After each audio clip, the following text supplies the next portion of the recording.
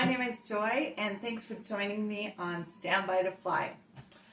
Our son works for an airlines, and so we have the option to fly in those unsold seats.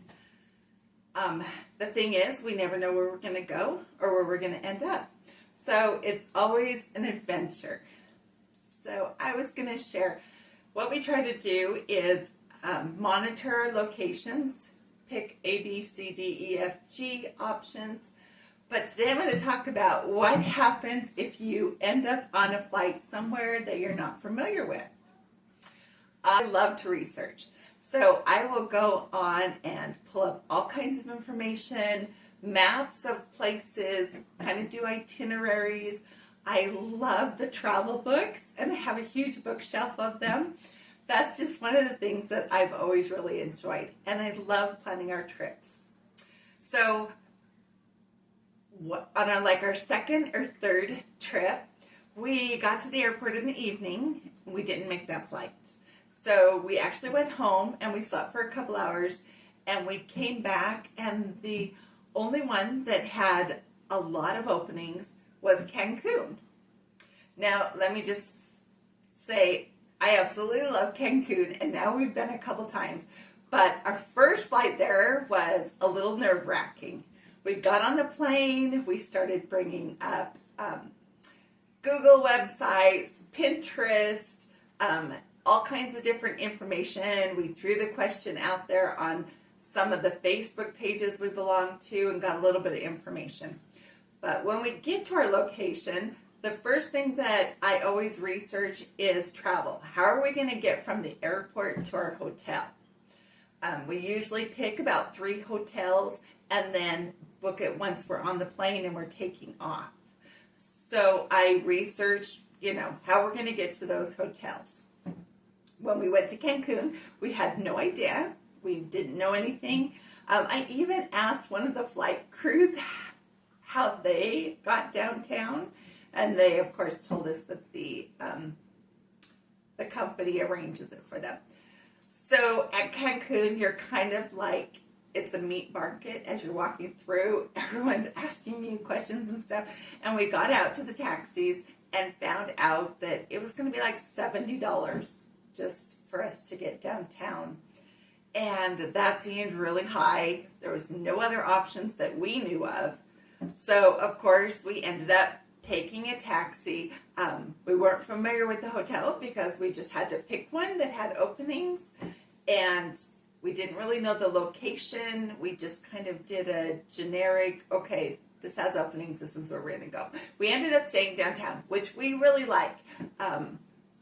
Resort Row, Hotel Row is wonderful, has lots of good things, but downtown has your evening fun markets. It has great restaurants, shopping, and then we always jump on the bus now and we go to Hotel Row and check out the beaches and all the shopping and the food and different things there. But our first time really caught us off guard. We did a lot of researching, and it was a little stressful because another thing that I like to research and check the numbers of how easy it is to get home. Some places you fly, there could be 4 flights going in, but only 1 flight each day going out. So if I don't watch those numbers and we don't write them down and record them ahead of time, when we're flying to an unknown destination, it's a little bit stressful, but that's when we start watching the numbers and seeing which day. So, for instance, here's a funny example also. When we flew to Frankfurt, that evening we noticed the numbers were drastically dropping, and we didn't think that we would get on that flight going home. So at like 1 in the morning, we went to the train station. We took the train to Amsterdam because they had more openings, and then got on a flight there. So you definitely have to have a couple of backup plans.